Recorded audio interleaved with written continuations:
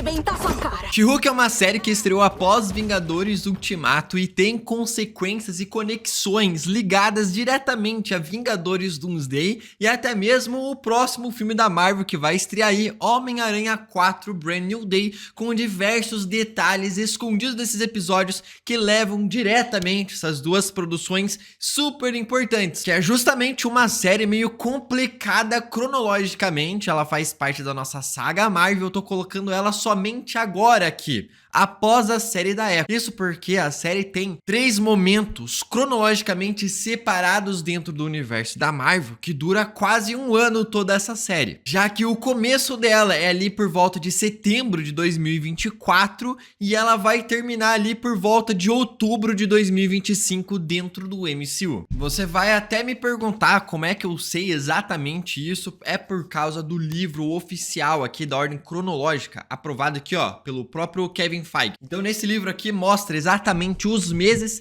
em que cada cena, cada episódio de She-Hulk se passa de verdade. Então ao decorrer de toda essa série aqui, acontece o filme de Pantera Negra 2, Cavaleiro da Lua, Homem-Aranha 3, Eternos, Doutor Estranho 2, Gavião Arqueiro e até mesmo a série da Echo. Falando nisso, é verdade. Eu sou uma Hulk. É legal porque essa série aqui, o seu primeiro episódio, começa com a personagem falando das responsabilidades que um herói tem de ser um herói e utilizar seus poderes pro bem. Muito parecido com a frase do tio Ben. Porque os que têm mais poder também têm mais pelo que responder. E é legal que nesse take aqui, ela gravando, tem uma caneca ali de um crocodilo. See you later, alligator, que é até logo jacaré, que é a frase em que o Steven falava com a sua mãe pelo telefone e também quando era criança. Até, jacaré. Isso aqui tudo é um teste para apresentação jurídica que ela vai fazer lá e tudo mais. E é legal que nesse momento aqui, ela quebra a quarta parede, tendo poderes parecidos com o do Deadpool, que conversa com o espectador. É verdade. Já que ela foi a primeira heroína nos quadrinhos, de qualquer história que existe nos quadrinhos, ela foi a primeira personagem a vir fazer esse feito. Então aqui a série faz um flashback para setembro de 2024, para ela explicar para nós o que de fato aconteceu com ela, e como que ela tem o poder da She-Hulk no caso. Eu vou te contar. Então ela tá ali dirigindo um carro junto com seu primo, que é justamente o Bruce Banner, ou Hulk, e ele está explicando algo incrível pra ela. É um aparelho que ele criou, que deixa no seu antebraço, que nós vimos no trailer de Homem-Aranha 4, e ele fala justamente que ele criou esse aparelho para manter ele na forma humana. Tudo, sabe por quê? Porque eu fiz esse aparelhinho que me mantém na forma humana. Então depois de saber disso aqui, ela meio que dá, caguei, e ela começa a falar sobre a história do Steve Rogers, porque ela é super fã do Capitão América. O Steve Rogers não teve uma namorada antes dele se alistar. Até que então uma nave sacariana aparece na frente do carro deles. Uma nave do planeta de Sakaar em que o próprio Hulk, o Bruce Banner, viveu por diversos anos. Só que dentro do MCU foi apenas alguns dias. Isso faz a Jen se assustar, causar um acidente ali num barranco, caindo e quebrando o carro. E durante ela salvando ali o seu primo para tirar ele do carro, ela corta o braço e o sangue do Bruce Banner cai no sangue da Jennifer Walters. O inibidor. Fica longe de mim. Com ela se transformando em uma Hulk e saindo por aí correndo, com o Bruce Banner também se transformando no Hulk. Isso aqui é interessante porque o sangue do Bruce Banner como Hulk faz sim outras pessoas terem ali poderes igual os dele, igual do Hulk, pela sua radiação gama. Foi o que aconteceu ali com o Sr. Blue, que é justamente o líder, o vilão de Capitão América 4, ou seja, o sangue dele e dela também agora são muito importantes e são muito perigosos. Ela se apaga ali no meio da floresta, acorda e depois vai para um posto ali, para um bar ao lado de um posto da Roxxon, uma empresa aí bem duvidosa dos quadrinhos da Marvel, que já apareceu em diversas produções do MCU, Homem de Ferro 1, 2, 3, Echo, Capitão América 4, Loki e até mesmo mencionado na série de Demolidor. Não só meu cliente, empresa Roxxon de energia, nega categoricamente. No corredor ali do bar tem um QR Code na parede que leva para uma HQ da She-Hulk. Ela encontra algumas mulheres ali no banheiro que ajudam ela a se vestir, a se melhorar da situação, e empresta o celular e ela liga pro Bruce Banner, que faz, chegando ali, dá um soco na cara dela assim que ela se transforma na She-Hulk.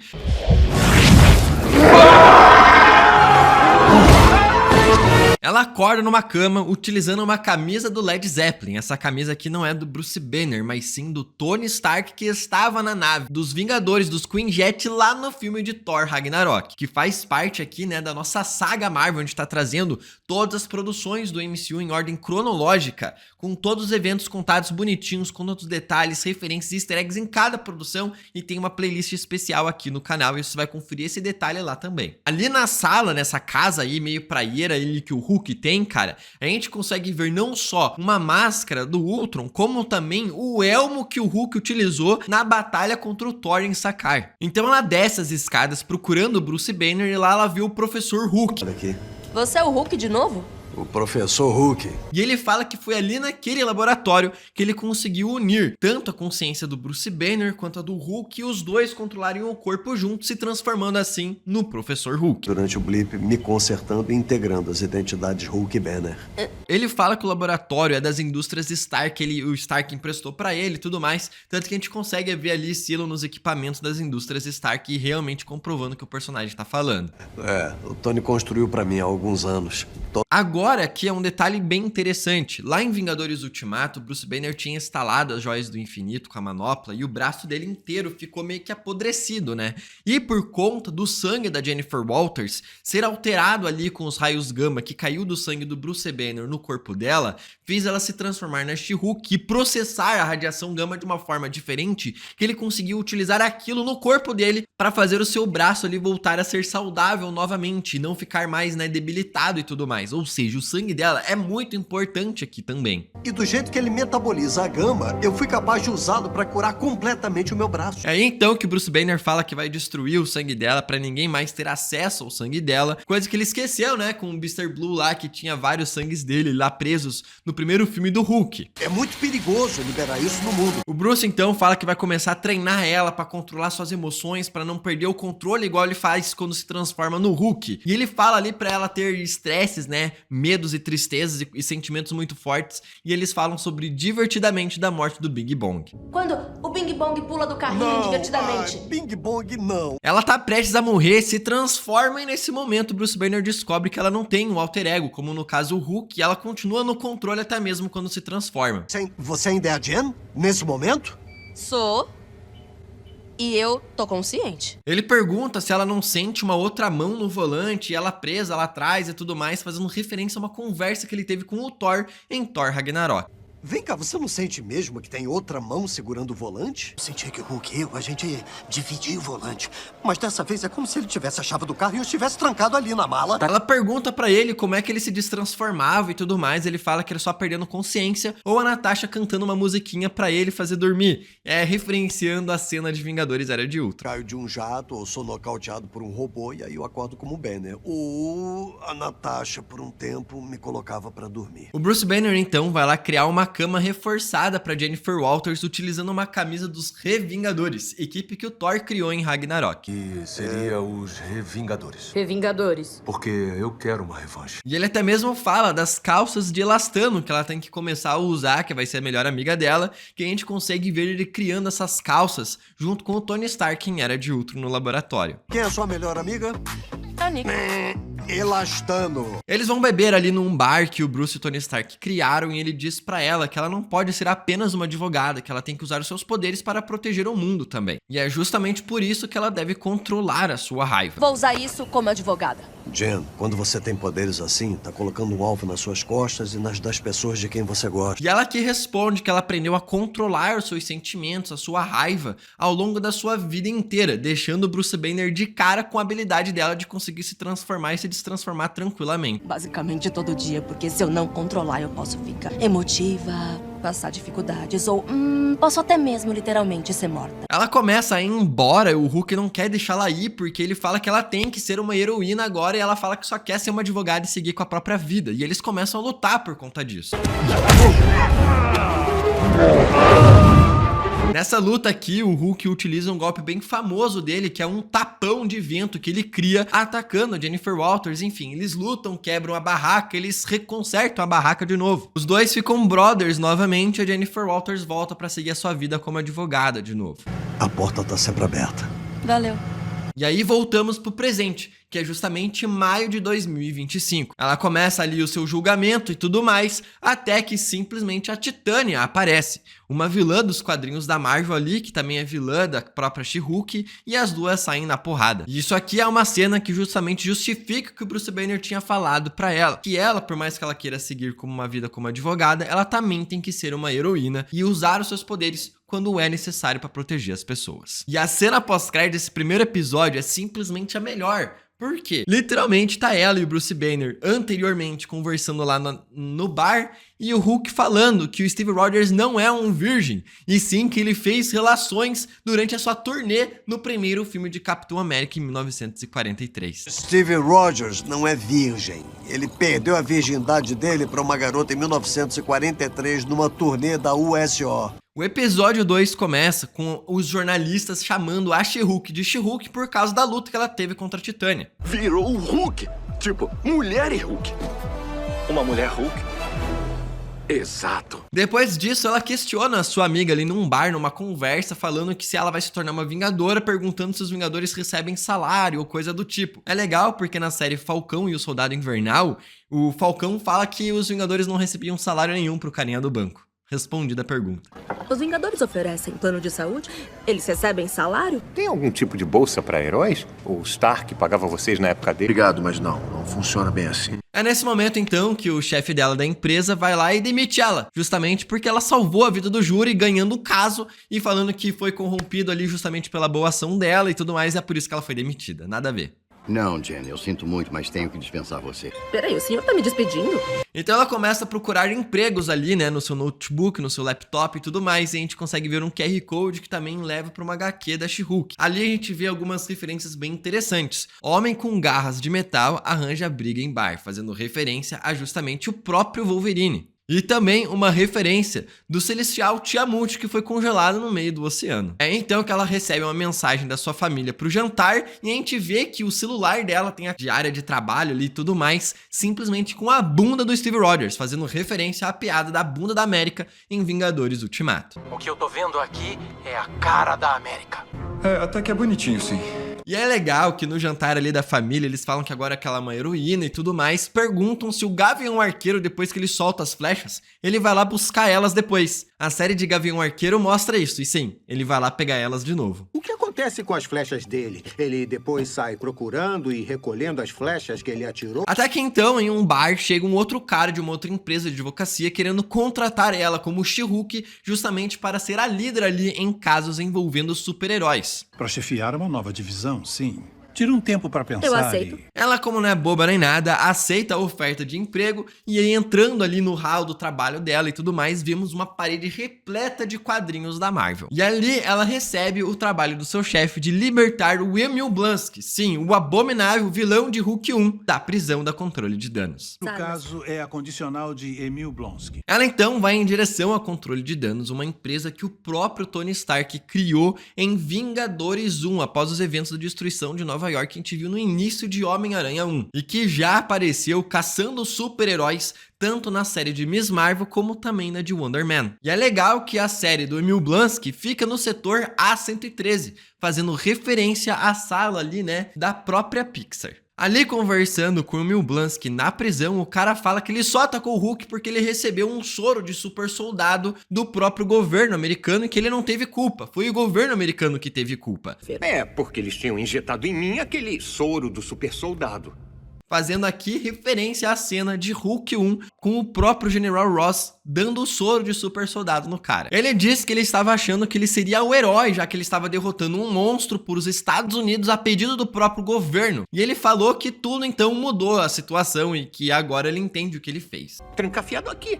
Depois dessa conversa, ela decide ligar pro Bruce Banner pra ver o que ele acha do trabalho dela e tudo mais. Ele diz que tá tudo tranquilo, tudo bem e que ele é uma outra pessoa agora. E ela dá uma risada pra câmera, justamente fazendo a referência da troca dos atores do primeiro filme do Hulk pro Mark Ruffalo. Eu sou completamente diferente agora, literalmente.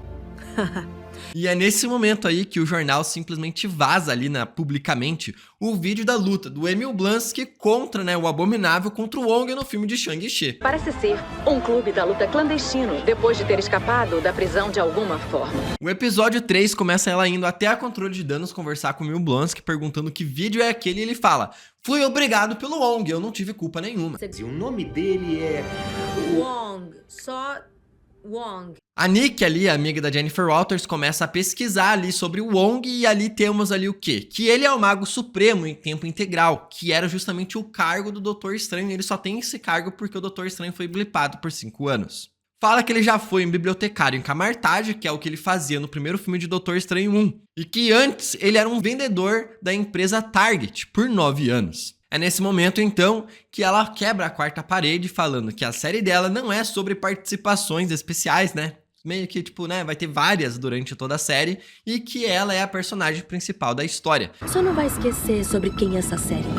Até que um ex-amigo dela lá, o advogado lá do primeiro episódio, que participava da mesma empresa dela, ele fala que quer processar a sua namorada. Que, olha só, é uma metamorfa asgardiana. É uma elfa da luz metamorfa de Nova Asgard. Peraí, achou que tava namorando a Megan Thee Stallion? Que fingia ser a cantora Megan Thee Stallion.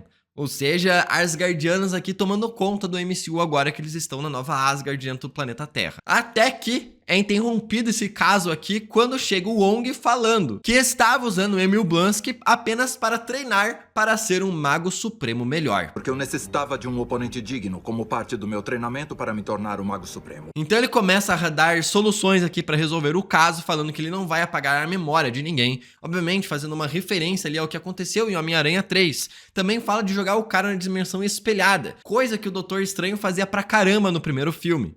E não vou apagar as memórias de ninguém, não outra vez. Vamos mandá-los para a dimensão espelhada. E também cita a dimensão das sombras, que é a dimensão ali que o Gore manipulava com a sua espada no filme de Thor 4. Dimensão das sombras? Até que então, o caso ali do antigo colega de trabalho da Jennifer Walters querendo processar a metamorfa asgardiana, tem ali o Pug, que também é um funcionário ali dela, da Jennifer Walters, que começa a tomar conta do caso e investigando ali no computador dele, ali vendo o vídeo, tem ali referência a um tênis do Homem de Ferro 3 e também um outro QR Code para alguma HQ da She-Hulk. O interessante é que enquanto a Jennifer Walters está ali resolvendo as coisas, simplesmente os jornalistas falam que ela foi recusada pelos Vingadores. Mulher Hulk, uma palavrinha. É verdade que foi rejeitada pelos Vingadores? Detalhe aqui que nesse momento dentro do MCU nem sequer existem os Vingadores. Ainda não aconteceu os eventos de Capitão América 4, muito menos de Thunderbolts. Então não existia Vingadores para ela ser recusada. No julgamento ali interno, então, junto com o governo e tudo mais, com o júri dentro da Controle de Danos, o Emil Blonsky e a Jennifer Walters chamam o Wong, que conseguem ali provar que o cara tá bem e tudo mais, e ele até se transforma no Abominável, falando que ele tá no controle e tudo, e que ele não vai fazer mais problemas nenhum, e eles conseguem ganhar o caso. Nós concedemos a soltura incondicional ao Sr. Blonsky em efeito imediato. Detalhe aqui, cara, é muito legal porque o Wong fala que foi ele quem tirou o cara da prisão, ou seja, ele fez uma fuga, algo legal, cometeu um crime. E quando os caras falam que ele cometeu um crime, ele simplesmente mete o pé. Sim, o Wong é um foragido do governo americano. Acabou de admitir que facilitou a fuga de um prisioneiro, o que é um crime. Eu devo me retirar. Já no caso da metamorfa, o Pug consegue vencer o caso, com ela até mesmo personificando ali o próprio júri se passando pelo cara, e antes disso ela também tenta citar uma frase, que Asgard elas são as pessoas e não o local, tentando citar ali a frase que o Odin diz pro Thor em Ragnarok. Asgard não tem posição, é o seu povo. Asgard não tem posição. Asgard é onde o nosso povo está. Com a Jennifer Walters ganhando o caso e também o Pug ganhando o caso ali contra a metamorfa, a Jennifer Walters volta em direção à sua casa quando ela é atacada pela gangue da demolição dos quadrinhos da Marvel. Sim. Peguei ela! Peraí. O detalhe aqui é que eles roubaram equipamentos asgardianos, ou seja, os caras foram até Nova Asgard, roubaram coisas dos construtores de lá e se tornaram bandidos ali. Vocês roubaram um operário de construção asgardiano? Isso aqui é justamente pra mostrar que os caras tentaram roubar o sangue dela nesse ataque. Não consegui perfurar a pele verde dela. E termina o episódio com ela dançando no seu escritório com a Megan Thee Stallion. O episódio 4 começa com um mago falido ali, Donny Blaze, fazendo um show. E jogando a Madison ali através de um portal dos feiticeiros de Camartage para uma outra dimensão. Até que ela aparece segurando um coração, falando que ela fez um acordo com goblins ao lado do Wong na sua sala em Camartage. Onde é que eu tô? O que rolou com os goblins? E é legal que o Wong tava ali na boa dele, se preparando para assistir à série Os Sopranos. Esse é aquele em que matam a Adriana? Foi muito triste. Enquanto isso, a Jennifer Walters, no seu trabalho, cria um aplicativo ali de namoro, né? Uma conta num aplicativo de namoro, até que o Wong aparece pra conversar com ela. Donnie começou a usar nossos ensinamentos secretos em seus shows. O Wong quer justamente processar o mago Donny Blaze pelo que ele fez com a Madison, falando que ele tá utilizando ali poderes e magias errado. E ela fala que se não tem nada por escrito, não tem como processar o cara, mas ela vai ajudar o Wong da mesma forma. O Sr. Blaze assinou termos de confidencialidade ou não concorrência? Não. Vai até o mago Donny Blaze e intima o cara ali pra ir pra um julgamento e tudo mais, e então ela sai num namoro ali com um cara durante a noite, que simplesmente caga pra ela. Porque eu tenho superpoderes. Ok. No dia seguinte, ela vai com a Madison ali no julgamento e ela fala que fez um acordo com um demônio chamado Jake, que em troca da alma dela permitiu ela voltar pro planeta Terra. Eu fiz um pacto com um demônio, mas eu não posso falar disso. Detalhe, não existe nenhum demônio dentro do MCU, né, dentro dos quadrinhos da Marvel chamado Jake. Então muitas pessoas teorizam que poderia ser o Mephisto aqui, que aparece na série da Ironheart. Depois ali da primeira sessão no julgamento e tudo mais, ela faz uma conta ali no aplicativo de namoro como She-Hulk dessa vez. E ela recebe diversas propostas, e um dos caras com a qual ela sai pergunta se a pele dela pode ser perfurada por vibrânio, que vai ser justamente ali, né, Hulk King, que é meio que o vilão dessa série. Pele impenetrável. É, minha pele é impenetrável, pelo menos por qualquer coisa na Terra. Até vibrânio? Enquanto isso, né, o mago falido Donny Blaze faz um outro show, trazendo demônios de outras dimensões, até que então, né, o Wong vai chamar a ajuda da Jennifer Walters. E é legal que antes de chamar a ajuda dela, ele tava ali indo assistir a série This Is Us. Preciso da sua ajuda, é da maior urgência. Eu já volto. Ele pega a Jennifer Walters, que tava ali no meio de um rolar, e então vai lá ajudar, pega os demônios, jogam eles de volta pra dimensão das quais eles vieram. E ali fazem os magos ali, né, o Donny Blaze, assinar um acordo pra eles perderem o caso e ela conseguir fazer com que os caras parem de utilizar magia nos seus shows. Intenção dele? Eu tava pensando se poderia aceitar os termos da sua notificação. Sem dúvida. Ela volta a tempo de conseguir fazer um love com o boy que ela tava saindo, e até que no dia de manhã o cara simplesmente mete o pé porque ele só gostava da She-Hulk e não da Jennifer Walters. Até que então ela vê que a Titânia tá processando a She-Hulk justamente por utilizar o nome She-Hulk, já que a Titânia foi lá e simplesmente registrou o nome She-Hulk pra uma marca dela. Um jeito meio bosta de terminar um episódio. Vai rolar uma ceninha engraçada. No episódio 5, a Jennifer Walters tá putaça que a Titânia tá utilizando o nome dela pra vender produtos.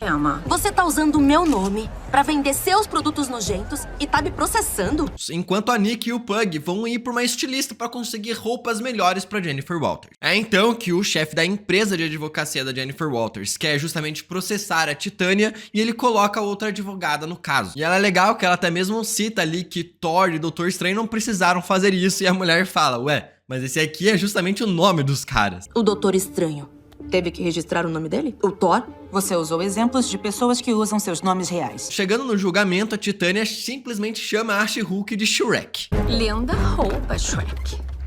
E no julgamento, o júri pede ali que a Jennifer Walters simplesmente comprove que ela já utilizou o nome She-Hulk antes, publicamente. Ela vai ali depois no estilista fazer roupas sob medida pra ela como She-Hulk e decide levar todos os caras com os quais ela já saiu antes para provar a sua identidade como She-Hulk, vencendo assim o caso. De Jennifer Walters, conhecida como Mulher Hulk. Isso não acabou. Ela ganha o caso, pega suas roupas no estilista, depois no final do episódio, e vemos ali que o cara fez um capacete para o Demolidor. Kingsley, a confidencialidade do cliente não significa nada pra você.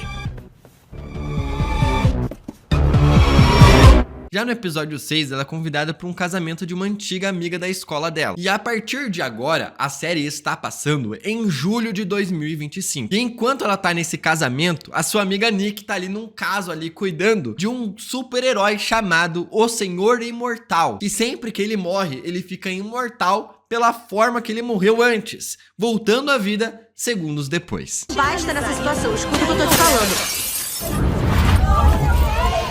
Bom, agora a gente sabe como ele faz. Já a Jen fica de cara quando ela vê simplesmente a Titânia no casamento ali da antiga amiga dela, só pra provocar com ela. Nem tudo é sobre você, Jennifer. Não mexe. E a Nick ali, durante o caso dela, anota um site chamado Inteligência, que é basicamente um site utilizado para falar mal de mulheres e também da She-Hulk. É a nova Inteligência, uma organização de super vilões nos quadrinhos da Marvel, liderada pelo O Líder, vilão de Capitão América 4. A Nick, então, consegue fazer acordos ali, né, de separação com as diversas esposas do Senhor Imortal, resolve o caso, enquanto isso a Jen sai na porrada com a Titânia no meio do casamento.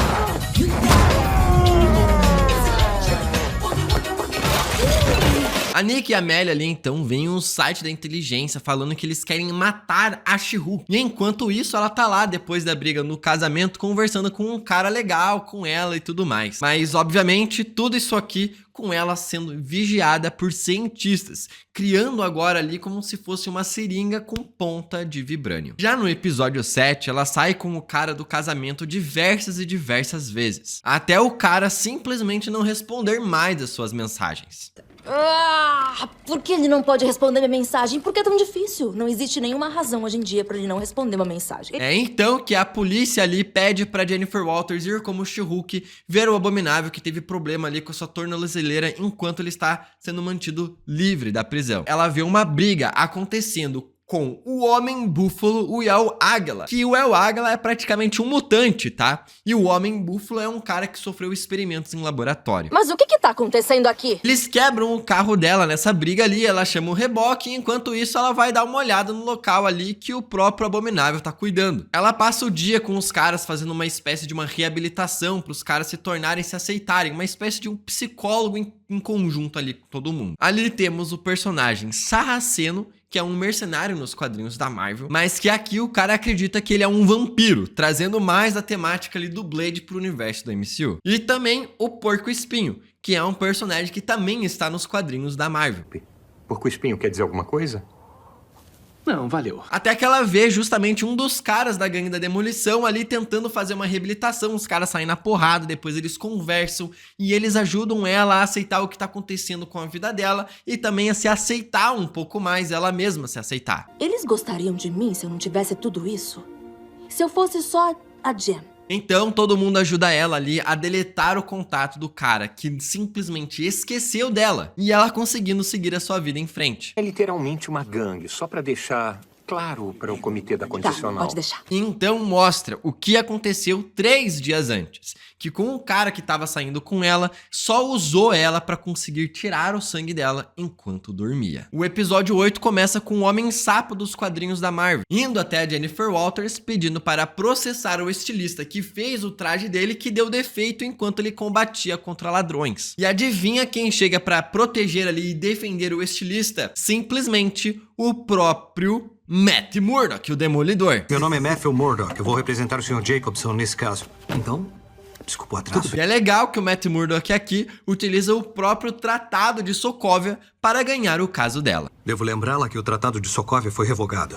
Eu estou encerrando o caso. Peraí, eu vou ser preso? O Matt, então, depois do caso, conversa com ela no bar, falando que ela deve usar os seus poderes para o bem. E a mulher Hulk ajudaria as pessoas quando as leis falham. Até que ela recebe uma ligação ali, uma mensagem do Todd Phillips, indo conversar com ela no restaurante depois. E o cara fala sobre uma lança das Dora Milaje que ele ganhou ali no Mercado Sombrio e também falando de Wakanda pra sempre, fazendo o símbolo ali, né, da nação de Wakanda. Wakanda pra sempre!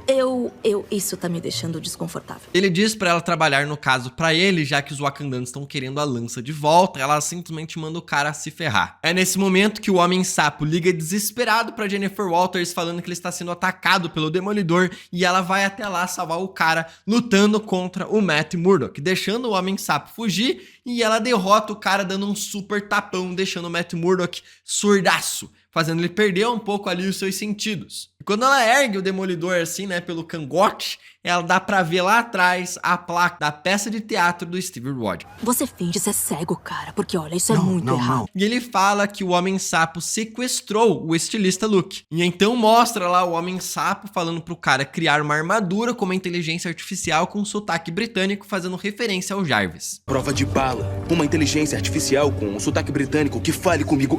Ah, eu já sei! O Matt Murdock entra na instalação, batendo nos bandidos, a She-Hulk chega esmagando outros, eles prendem o Homem-Sapo, libertam o estilista e fazem um love-love depois. Bom dia. No dia seguinte, ela faz referência ao Hulk vermelho, dando a entender que o cara pode aparecer no último episódio. Tem outro Hulk, só que esse é vermelho, ou vou me enfiar morta numa geladeira? E a Nick ali aparece com produtos de limpeza entre os seus dedos, fazendo barulho das garras do Wolverine. Snitch! Você vai ficar muito gata. Ela então, logo em seguida, vai para um evento ali de advogadas do ano, aonde a inteligência simplesmente divulga todas as informações bancárias, as mensagens que ela tinha, todas as suas informações e até mesmo um vídeo que o cara gravou lá quando tava tirando o sangue dela, vídeos íntimos, sem o consentimento dela, fazendo ela ficar putaça, quebrar tudo e a controle de danos e lá prender ela. E então, o último episódio começa fazendo uma referência à série antiga clássica do Hulk de antigamente. Não me deixa com raiva. Não vai querer me ver com raiva. E ela é libertada ali pela controle de danos pelos seus amigos advogados que tiraram ela de lá enquanto ela utiliza uma tornozeleira que inibe os seus poderes. Relembrando aqui, fazendo referência àqueles colares inibidores de poderes de mutantes lá dos quadrinhos dos X-Men. Já dando a sugerir que é o que vai acontecer no futuro, né? Ela é demitida do seu trabalho, ela volta a morar com seus pais por não ter mais dinheiro na conta pra pagar suas contas. Ela chega no quarto dela e temos ali o pôster de Legalmente Loira, e até mesmo um da Julia Roberts. Jennifer Walters é uma mulher no fundo do poço. Ela perdeu a vontade de lutar. Não vai ter narrador, a gente não tá tão desesperado. A Nick então descobre ali um encontro secreto da inteligência que destruiu a vida da Jennifer Walters. A Jen então decide visitar o Emil Blonsky pra passar um tempo com o cara, ajudando ela mentalmente, enquanto a Nick manda o Pug entrar nesse evento ali da inteligência no lugar dela. Lá ela descobre que o Todd Phillips, o cara que tinha dado em cima da Jennifer Walters antes no jantar, que tinha a lança lá dos Dora Milaje, é o líder da inteligência chamado Hulk Rei. E a Jennifer Walters simplesmente pega o abominável Emil Blonsky, o amigo dela, dando uma palestra pros caras. Emil? Jennifer? E ali o Todd fala que contratou o cara pra sair com ela e roubar o sangue dela, falando que ela não merecia ter os poderes que ela tem, falando que é só por causa que é de família e tudo mais, e que ele tinha que ser o Hulk também, injetando o sangue da Jennifer Walters no cara, se transformando assim num Hulk. Até que do nada chega o Hulk, até que do nada chega a Titânia, e ela simplesmente decide parar a série aonde tá. Tá funcionando pra você? Tá legal.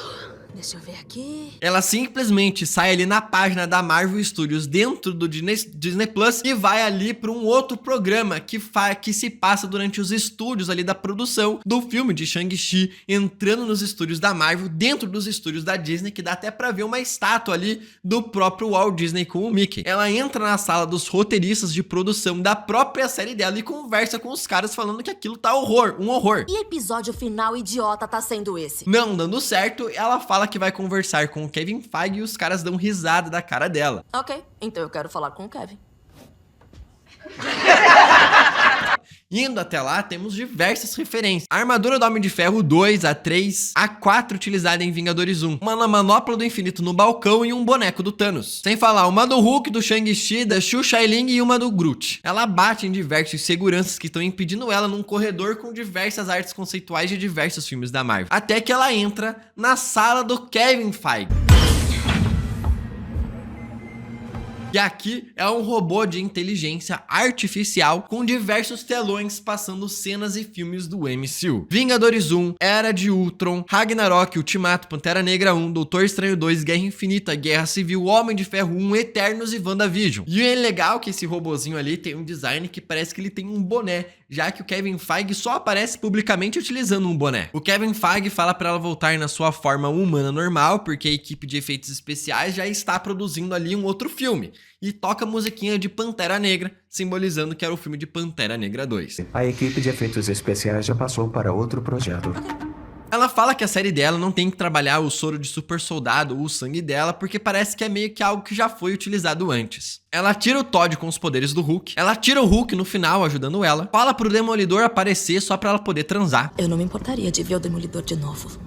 Também tenho necessidades. E pergunta pro Kevin por que vários homens do MCU têm problemas com os pais, citando o Tony Stark, o Loki, o Thor e o Senhor das Estrelas. Pega o Tony Stark, problema com o pai. Jen. Thor, problema com o pai. Loki, mesmo pai, mesmo problema. Poxa. E ela até pergunta ansiosa, querendo saber quando é que os X-Men vão aparecer no MCU. Ai, quando vamos ver os X-Men? Não posso... Ali então o Kevin Feige fala pra ela voltar pra sua série logo e que ela não vai aparecer em nenhum filme da Marvel. Bruce esmaga prédios, eu esmago a quarta parede, finais ruins e às vezes sou Matt Murdock. O Demolidor simplesmente cai no céu ali, né, do nada, aparece do nada, pra ir jantar com ela ali, pra ela fazer um almoço em família, um churrascão, aonde o Hulk chega com o seu filho Scar, o famoso calvo de cria. E a série termina com ela se aceitando como She-Hulk. E o Wong, obviamente, cometendo um crime de novo, depois que o Emil Blonsky foi preso de novo pela controle de danos, tirando o cara da prisão e fazendo ele viver lá em Camartage. Ela tem Wi-Fi?